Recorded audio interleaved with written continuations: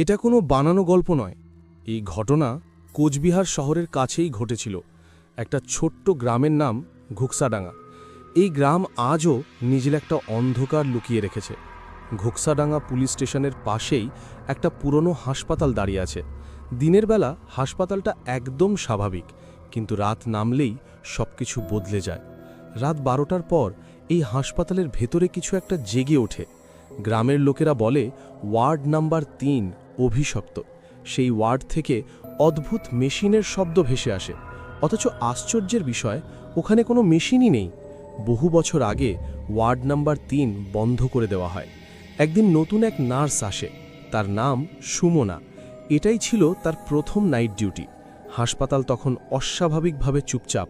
ডিউটির আগে সুমনা একটা পুরনো রেজিস্টার খুলে দেখে। রেজিস্টারের ভেতরে একটা নাম তার চোখে পড়ে। সেখানে লেখা ছিল পেশেন্ট অ্যাডমিটেড 1998। রোগীর অবস্থার জায়গায় লেখা ছিল জীবিত রোগী।